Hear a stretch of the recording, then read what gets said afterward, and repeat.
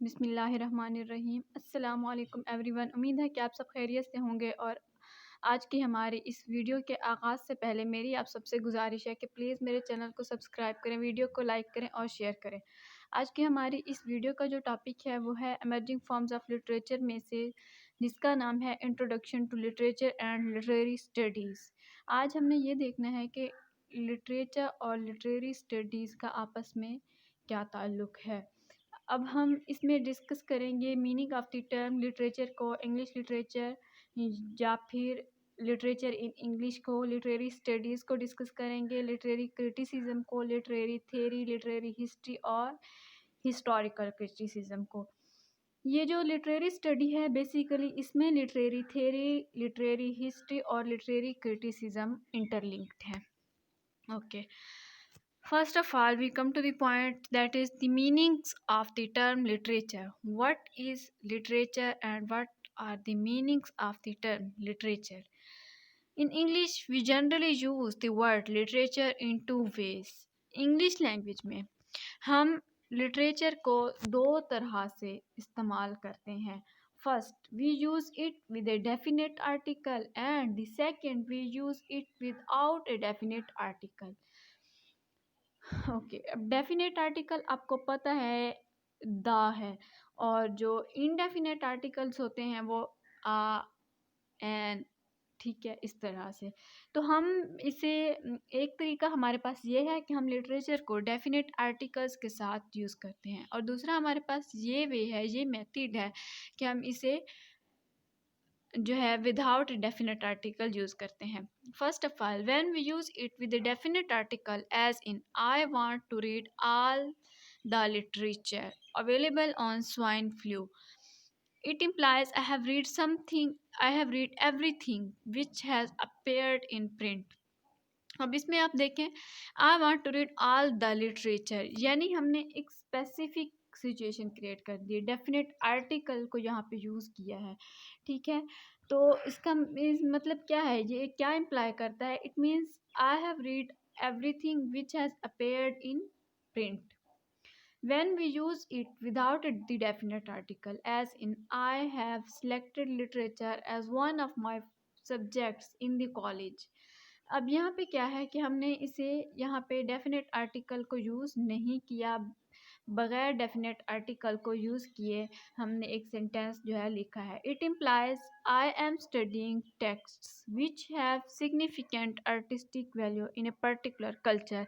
अब यहाँ पे ये क्या चीज़ इम्प्लाई कर रहा है कि यानी मैं स्टडी कर रहा हूँ एक ऐसे टेक्स्ट को जो कि सिग्निफिकेंट आर्टिस्टिक वैल्यू रखता है किसी भी पर्टिकुलर कल्चर में, यानी किसी भी स्पेसिफिक कल्चर में। For example, if I am studying Gujarati literature or I am studying things like poems of Jhavirchand Moghani or novels of Pannalal Patil. या फिर आप यहाँ पे ये कोई और एग्जांपल भी ले सकते हैं कि मैं कोई गुजराती लिटरेचर या इंग्लिश लिटरेचर को स्टडी कर रहा हूँ, और फिर मैं उसमें ये स्टडी कर रहा हूँ कि जो चीज़ें हैं वो लाइक पोएम्स, जैसा कि पोएम्स होती हैं किसी नॉवेल, किसी राइटर की, जैसा कि यहाँ पे एक राइटर है, या फिर आप ये देख लें वर्ड्सवर्थ की पोएम्स देख लें उनकी, या फिर किसी और के नॉवेल्स की, जॉर्ज इलियट ने वो नॉवेल्स लिखे हैं, इसी तरह से आप एग्जांपल्स ले सकते हैं। अब हम देखेंगे कि इंग्लिश लिटरेचर या फिर लिटरेचर इन इंग्लिश क्या है। We tend to use the term English literature for all literature written on the British Isles in English, कि हम जो है इस टर्म को कैसे यूज़ करते हैं English literature for all literature, यानी ऑल लिटरेचर के लिए, तमाम लिटरेचर के लिए, all literature written on the British Isles, जो कि ब्रिटिश आइलेस पे रिटन किए गए हैं, लिखे गए हैं इंग्लिश में। For example, plays of Shakespeare, जैसा कि शेक्सपियर के प्लेस हो गए, शेक्सपियर ने बहुत सारे प्लेस लिखे हैं, जूलियस सीजर हो गया, या फिर बहुत सारे ऐसे उसके प्लेस हैं। और पोएम्स ऑफ कीट्स, कीट्स की आप पोएम्स देख लें, और novels of Thomas Hardy, Thomas Hardy का आप नॉवेल्स देखें, नावल देखें, जैसे कि for example a mayor of Casterbridge, उसने एक ट्रेजिक नावल लिखा है, और उसकी जो अप्रोच है वो पेसिमिस्टिक अप्रोच है, यानी उसने ऑप्टिमिस्टिक कोई पॉइंट शो ही नहीं किया, उसने पॉजिटिविटी कहीं शो ही नहीं की, उसमें उसने ये सब दिखाया है कल्चर में कैसे होता है। अगर आप 10 कदम के फासले पे भी चलते हो तो आपको वहाँ पे भी अगर आपके साथ कोई प्रॉब्लम आनी है तो उसने वो सब भी बयान कर दी है उस नावल में। इस तरह से उसने एक ट्रेजिक नावल लिखा है, mayor of Casterbridge. Sometimes you also study literature available in English language. कभी कभार हम एक ऐसे लिटरेचर को भी स्टडी करते हैं जो कि इंग्लिश लैंग्वेज में ही अवेलेबल होता है। For example short stories of Indian writer in English like R K Narayan or poems of an American poet Robert Frost. अब रॉबर्ट फ्रॉस्ट की बहुत सारी पोएम्स हैं, जैसे कि द पास्चर हो गई या इस तरह से, यानी उसने भी बहुत सारी पोएम्स लिखी हैं। द एप्पल पिकिंग हो गई। आप बहुत सारी पोएम्स आप कोई भी उठा के उसकी रीड करें उसकी लिटरेचर में से, तो आपको पता चलेगा कि हम कभी कभार जो है कैसे लिटरेचर को जो कि इंग्लिश लैंग्वेज में अवेलेबल होते हैं हम उस लिटरेचर को भी स्टडी करते हैं। हालांकि लिटरेचर उर्दू लिटरेचर भी होता है, इंग्लिश लिटरेचर भी होता है, ब्रिटिश, हर तरह के लिटरेचर होते हैं। We also study literature from other languages translated into English. अब हम इस लिटरेचर में वो लैंग्वेजेस, मतलब हम उस लिटरेचर को भी स्टडी करते हैं जो कि होता तो बेशक किसी और लैंग्वेज का है, जैसा कि पंजाबी लैंग्वेज हो गई, उर्दू लैंग्वेज हो गई, लेकिन हमने उसे ट्रांसलेट किया होता है इंग्लिश लैंग्वेज में। When we study English literature, जब हम इंग्लिश लिटरेचर को स्टडी करते हैं, for example plays of Girish Karnad और short stories of Rabindranath Tagore, या फिर इसी तरह से परवीन शाकिर जैसा कि उर्दू पोइटिस थी, तो उन्होंने उनकी जो शायरी है, उनकी जो पोइट्री है, हम इंग्लिश लैंग्वेज में ट्रांसलेट करके लिखते हैं। ठीक है, तो इसी तरह से यानी हम दूसरी लैंग्वेजेस की जो लिटरेचर है उसे भी हम स्टडी करते हैं इंग्लिश लैंग्वेज में। अब हम आते हैं अपने सेकंड मेन टॉपिक की तरफ, जो कि लिटरेरी स्टडीज़ है। लिटरेरी वो तो था लिटरेचर जो कि उसमें इमेजिनेशन बेस्ड होता है, जिसमें हमारे अपने आइडियाज़, फीलिंग्स वो सब इंक्लूड होते हैं और उन्हें हम वर्ड्स की फॉर्म में जब लिखते हैं तो हमारे पास एक लिटरेचर होता है। अब हम देखते हैं कि लिटरेरी स्टडीज़ क्या है। We study literature because it is extremely important part of our culture and society. हम लिटरेचर को इसलिए स्टडी करते हैं क्योंकि ये एक्सट्रीमली इम्पॉर्टेंट है, यानी ये बहुत ज़्यादा इम्पॉर्टेंट पार्ट है हमारे कल्चर का, हमारी सोसाइटी का, हमारी सराउंडिंग्स का। Literary studies is an are inclusive term for systematic study of literary texts. यानी लिटरेरी स्टडीज़ जो है ये एक ऐसी इंक्लूसिव टर्म है, ऑल इंक्लूसिव टर्म है, तमाम यानी चीज़ों को इंक्लूड करती है, for systematic study of literary text. Literary text की सिस्टमेटिक स्टडी के लिए literary studies adds to our knowledge of literature. Literary study यानी ऐड करती है नॉलेज ऑफ लिटरेचर को हमारे। Literary studies includes literary criticism, literary history and comparative literary studies. अब हम इसमें ये देखते हैं कि जो लिटरेरी स्टडीज़ है बेसिकली ये तीन चीज़ों के साथ इंटरलिंक्ड है, इंटर रिलेटेड है। Literary criticism, literary theory and historical literature. Okay, now first of all we come to the point, that is literary criticism. Literary आपको पता है लिटरेचर से ये वर्ड निकला है यानी, और फिर क्रिटिसिज्म जिसे हम उर्दू में तनकीद कहते हैं। ठीक है, लिटरेरी क्रिटिसिज्म बेसिकली ये लॉजिक बेस्ड होता है, रीज़न बेस्ड होता है। Literary criticism is a reason and systematic discussion of literature. यानी जब हम किसी चीज़ पे, किसी इंसान पे या किसी चीज़ पे जब हम तनकीद करते हैं, क्रिटिकल एनालिसिस करते हैं किसी चीज़ का, तो हम उसके प्रॉस एंड कॉन्स भी देखते हैं और उसमें हम रीजंस देते हैं, अपने दलाइल पेश करते हैं लॉजिक के साथ कि कहाँ पे जो है ना, यहाँ पे अगर गलती है तो क्यों है, और यहाँ पे क्या होता है तो इसके फीचर्स इस तरह से बन जाने थे। ठीक है, इसी तरह से लिटरेरी क्रिटिसिज्म क्या है, एक रीजन और सिस्टमेटिक डिस्कशन ऑफ लिटरेचर है। The word criticism usually does not have the negative meaning we usually associate with the word criticism. Criticism का मतलब ये नहीं कि हम सिर्फ तनकीद ही करते जाएं, समटाइम्स हमारी इस्लाह भी होती है। यानी इसका मतलब सिर्फ नेगेटिव मीनिंग में नहीं है, जो कि जैसा कि जनरली हम एसोसिएट कर देते हैं हर चीज़ को क्रिटिसाइज करना, इस तरह से भी नहीं है। क्रिटिसिज्म मीन समटाइम्स हम इस तरह से कुछ तनकीद करते हैं कि हम, यानी वो हमारी इस्लाह के लिए होता है कि हम सही कर सकें। इसका मतलब तंज करना या इस तरह से नहीं है। Criticism is usually of two types, theoretical criticism and practical criticism. Theoretical criticism जो होगा वो थ्योरी बेस्ड होगा, जो प्रैक्टिकल क्रिटिसिज्म होगा उसे हम प्रैक्टिकली यानी चीज़ों को किस तरह से एनालाइज करते हैं। Okay, first of all we come to the point that is literary theory. Literary theory is usually contrasted with practice. अब प्रैक्टिस से जो है ये यूजुअली कंट्रास्ट होती है, यानी इसमें थेरेटिकल बेस्ड चीज़ें देखी जाती हैं, जबकि जो प्रैक्टिकल क्रिटिसिज्म होगा उसमें जो है हमें कुछ प्रेजेंट करके दिखाना पड़ेगा।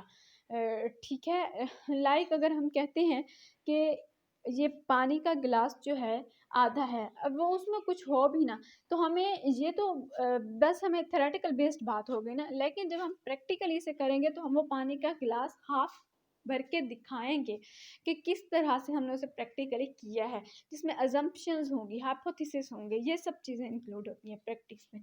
Bye theory we imply more generalised abstract and conceptual discussion of literature.